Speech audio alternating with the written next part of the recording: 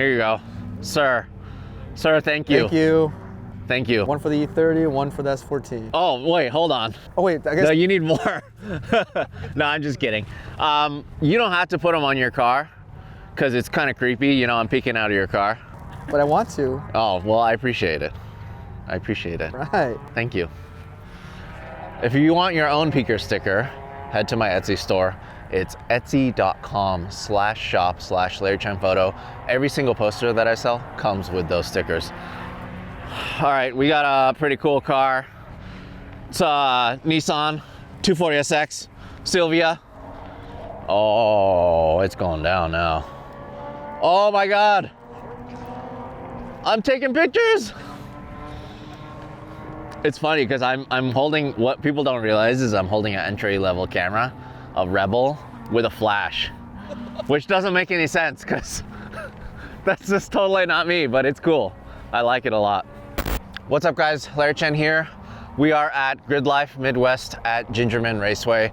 I absolutely love this event so much because it's such a mix of different cars from all walks of life. Race cars, show cars, I guess that's it. Race cars and show cars. What else is there? Is there anything else? Drift cars. Drift cars, yes. You can't forget about drift cars. Yeah. Some cool tow vehicles too. Yeah. Well, we got a drift car here today. Oh wait, no, it's not a drift car. It's a time attack car. Do you actually drive this car? I do. This car started out as my drift car. I've had this car for now 19 years. Mm-hmm. And it started out as I actually put a down payment on a 350Z, canceled it and bought this instead and learned to drift. And then turned into a time attack car.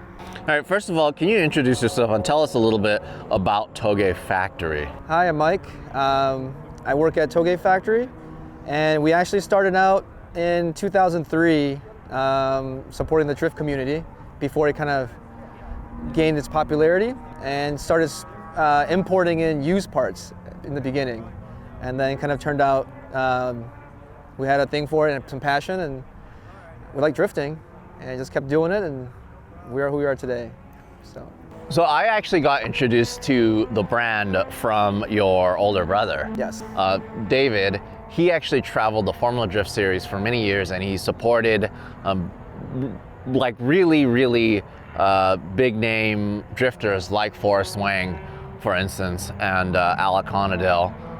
It was just so cool to see I guess more like a more grassroots suspension brand, which is Stance coilovers. Yep. Actually support like higher end drifting, or actually the highest end level drifting. But you guys actually technically don't have Stance coilovers on this. You guys actually have your new brand, Reinhärte, yes, on this. But I thought Reinhärte was more catered to European cars. It is going, because we don't have many of the European application for Stance, so we actually started this division, which is going to be now just more focused on custom built. So anything that's got to be custom built in-house is going to be under Reinhärte. So multi-ways, or as of recent, you know, so many cars are different in many ways that you have to have it custom valve, custom spec'd for that car to perform its best. And just trying to upsell people from standard coilover and then adding all these costs, it kind of deters them when they have a mindset of a price point. Now we can actually set a price point with all these things included, and all you do is just tell us the specs, vehicle weight, and et cetera, your Aero, and then we build it in-house. Yeah, so they actually build it in-house at their shop in Chicagoland area. So if you guys need any suspension stuff or JDM parts, or I don't know, just cool car parts or work in general, right? They hold down the fort in this area, and of course they'll ship worldwide, right? Yes. So I've actually been to your shop, and you guys have like a shock dyno. It's like the real deal. I mean, it's enthusiasts by enthusiasts for enthusiasts, correct? Exactly. I like that. So tell us a little bit about this build. So the car started out as a drift car. And I actually got the bug after I purchased an Evo and started doing some weekend HPDE events. And slowly I kind of figured, hey, 240 does great in drifting, why not try it on track? And car kind of evolved in that sense. Grid Life started, And as competition actually became more competitive, I had to up the ante, let's say, and kept on increasing the horsepower in the SR. And as a SR purist, I would refuse to give up on it, and I kept going with it, even though I went through 5 SRs. So you can't say I didn't try. But after the 5th one and breaking numerous rocker arms, I had to move on. So I guess we'll talk about the engine now, and that's kind of what you guys are really known for now, or what you guys are really kind of taking on head on is the K-swaps. Yes. It's a viable alternative to an SR that's becoming scarce. SRs are increasing in price. Availability is becoming more difficult. And they're 25-plus-year-old motors. So it's kind of, I think this chassis just needs a new alternative, and we figured this is the best way to keep the car near factory, weight balance, characteristics, and everything else. So just, I guess, kind of a overview on this. How much, I mean, you know the market better than anyone else. How much is a SR right now, like a Neo VVL? A red top SR right now goes from anywhere from $1,500 to $2,000 for a bare long block in unknown condition. Most of them will have anywhere from 100,000 kilometers to 200,000 kilometers. And but like the high-end one, like the S14. S15 SR right now you can buy on, let's say, eBay for around 25 to 3,000 for complete long block. And then compared to this, how much is this? Fully dressed long block with less than 70,000 miles goes for $850 delivered. $850 delivered? Delivered, yes. What? Yes. That's basically free. Compared to the SR, yes. I mean, but it doesn't come with turbo bits or anything. No, right? But it is a fully dressed long block, so it has the alternator, it has the starter, it has the harness. Some even include the ECU. It has the exhaust manifold, intake manifold. So I mean, it's a full motor. And realistically, if you have a SR and you want to build it anyways, you have to replace all the turbo side stuff anyways, exactly. Right? So it makes sense. It makes so much sense. So how many liters is this one? It's a 2.4. It's a K24 A2. Okay. And what did this actually come out of? It came out of an 06 Acura TSX. That's why. So we had a chance to feature their E30 BMW, and it just makes so much sense. These came in so many different cars, including Honda CR-Vs, right? Yes. Like, so a lot of these essentially, as what you said before, they've been babied because a lot of them were in automatic transmission cars, and a lot of them were just for daily use, right? Maybe the RSX potentially could have had some track use or whatever, but generally speaking, I think most of them are probably automatic, honestly. Yeah, and they're just econo vehicles that usually older, clientele would pick up. Not for, track use, but mainly for, like you said, point A to point B, reliability. Yeah. So tell us a little bit about this setup here. So this setup was really made for kind of this environment, the time attack environment. Our main focus was trying to maximize its displacement. So trying to keep the, torque curve as flat as possible on this build, making it, just easy to drive, reliable. That's the main thing, is just reliability was our main focus. So everything about this build was just able to service the, car easier, faster, and not really have to worry about the typical things you have to worry about in an SR. And tell me about the turbo setup.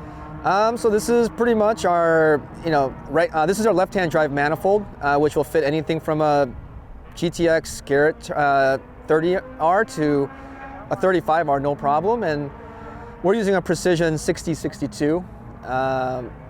We were able to actually, on the dyno, make 722 wheel horsepower, which is detuned now for 550 for track use. Oh my God, that much power, really? Like, yes. That's got. I mean, at that power level, it's got to be unmanageable. Yeah, there's no traction in the rear, so there was really no need to keep it at 722. So we just focus more on the as fat as torque curve as we could get and tune it down to 550. It's kind of interesting looking at it from the outside. Honestly, this build, it reminds me a little bit about under Suzuki's S15 build, but of course, this probably has a lot more budget minded versus that. But in terms of power plant, you guys are pretty near it. In his SR, I think I don't even, off the top of my head, I don't actually know how many liters it is. I'm guessing it was like a 2.4 liter. Yeah, I think it's a 2.4 or 2.3. Right, and then he's making a little over 800 horsepower potentially. I'm sure you could probably make the same with this. Yeah, and actually, Hurt at Hoonigan, when I told him he could run a GTX 30R, he kind of laughed and said, well, I want to make at least 450, and I said, look, it's going to make that easy. And he said by accident, he made over 500 wheel on the dyno, and he tuned it back down to mid 400s. It's too much. So too much power. And everyone saw his burnout. So tell us a little bit about the Aero package here. Did you guys make this? Yes, actually, our friend at Exact Performance made it for me. I sketched out a design, and he actually executed it exactly how I wanted it. These are Voltex medium-sized canards on top, and then the full front splitter is just a custom one-off. Medium-sized. What does the large size look like then? It's actually a little too much, and that's why we kind of went to the medium size and sold the large, just because it just wouldn't fit on our bumper. So, sir, have you seen this splitter? Right. This is not this. Look how big this thing is. Oh my God. It's so much splitter, but I mean, it's all function. Yeah. Yeah. It generated enough downforce that before we were using stainless steel cables. It would actually, on this track for testing, it snapped it. So we actually upgraded to just full rods. Okay. Let's go around here. And obviously, it being a time attack car, brakes are super important. Tell us about the brakes. These are 6-piston AP Racing brakes. That was intended for Z32 twin turbo. So we actually use a Z32 Master, and we actually use a Z32 rear dual calipers.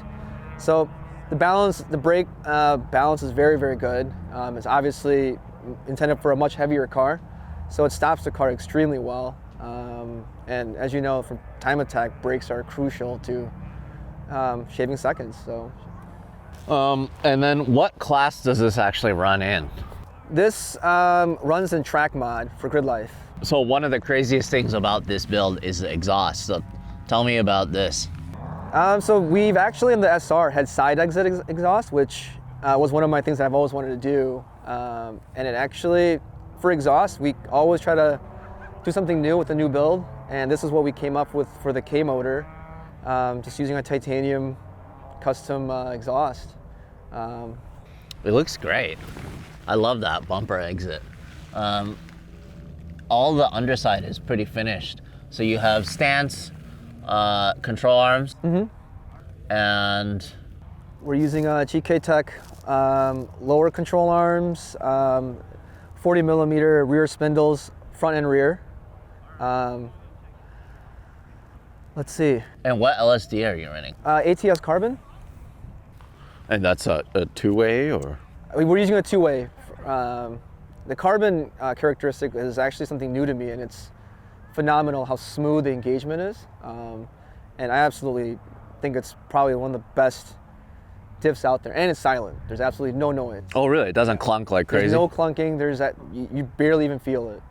Let's check out the interior. Oh, this wing is crazy. Oh my God! This complements the front Aero, I guess. It's the right? exact same width, the front to the rear. So just trying to make everything balanced as much as we possibly can. But yeah. Let's check out the interior. Oh, look, it's me. So surprisingly, for it being a time attack car, there's still a lot of, I guess not really creature comforts, but it still looks like a S14 inside. That was one of the things I actually wanted. Was I didn't rip out the carpet, still has carpet, has a roof liner, even the dome light. Oh, yeah, just in case you need to Yeah. need to check out your maps or anything. Other than that, I really wanted to keep the interior console as close to stock as possible. So even kept the door panels with the roll bars. So What is that? Traction control? no, that's actually the for boost control. Oh, okay. All right, so you can dial in how much power. Huh. And what ECU is this? That's actually the PDM, power distribution module. So car has no fuses. It's just all functions off of that. And then the ECU we're running is actually in the glove compartment. It's a Haltech. Oh, cool. Okay. Oh, yeah. 1500 Elite. Yeah, that's. Oh, and what transmission is it? This is a BMW ZF 6-speed out of a 330 Ci E46. You guys have thought of everything. I like it. And also reusing other manufacturer parts, kind of like what you guys do on the E30. Yeah. It's pretty cool. So this is not a complete all-out build. This is an obtainable build for your customers. Like, kind of, if we were to make a one-off, we'd actually go a little bit kind of overboard, and it'd be a lot simpler for us. But we're trying to make everything so that you can replicate what we're doing in your own car. Our swap kit requires cutting of one bolt. Other than that, there's no modification to the subframe, chassis, or anything. It's just everything's bolts right in. Let's go over that real quick, okay? So, for example, what does the kit come with? It comes with the motor mounts? Trans mount, oil pan, oil pickup, trans adapter plate, and that's the phase one. And then you can pretty much at that point add all the components on our website to how far you want to take it. We sell the turbo manifold, intake manifold, so pretty much everything to do with swap is going to be available. Clutch line. We actually even have a K-swap radiator that we're working with Koyo right now, coming out this month. Ooh. So it simplifies the routing. Is this SR20? Okay, so this is a SR21. So that's why it's you have to do all of this routing. And it requires a reducer because the inlet is 32 mil on a Honda, and it's a 34 mil on a Nissan. So even though it's a 2 millimeter, the hoses don't line up. So minor details, but. And is this the same pan as you had for your E30? It is. Kit? Okay. It is. And it's great because it tucks everything a little higher and also clears the steering rack. Can you start it up so we can hear it? Yeah. Looks like a Nissan, but sounds like a Honda.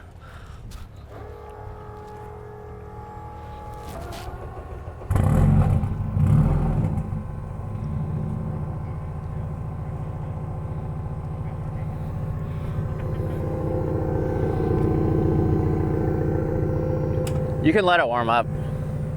Oh, whoa. I even have a factory trunk. So it's the fuel system.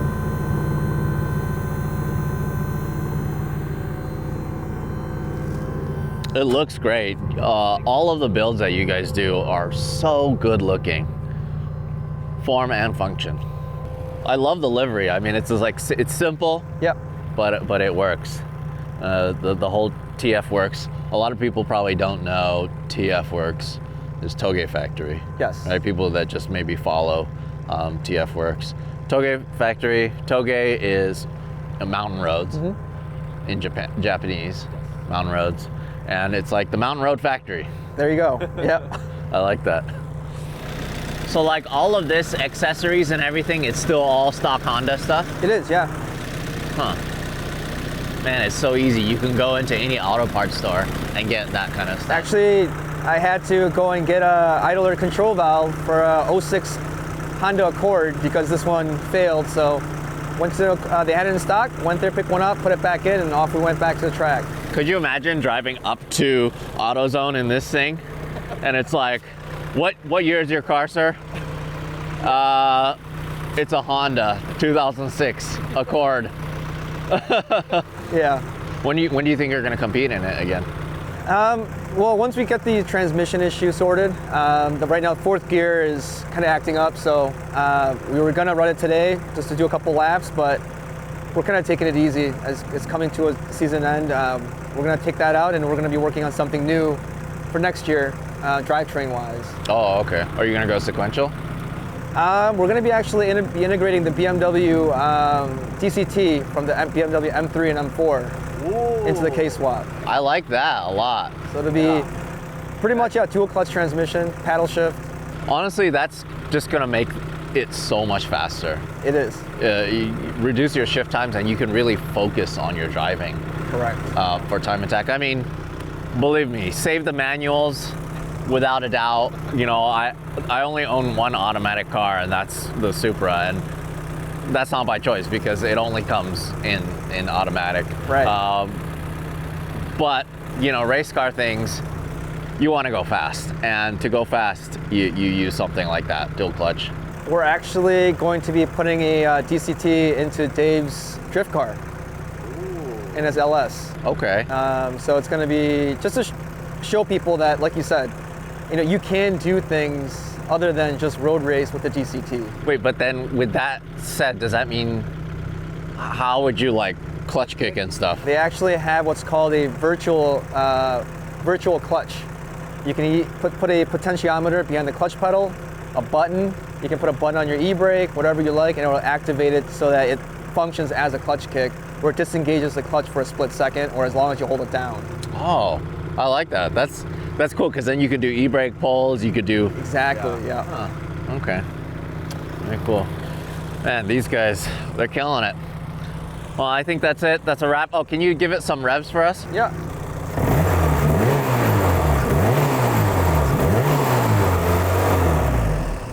What does it rev out to? This one goes out to 8,600. Wow.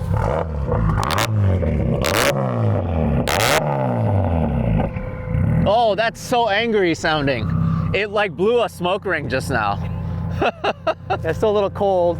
We're running ethanol, so it takes a while to warm up. Yeah, I can smell it. It takes a while to warm up. Oh man. That is so cool.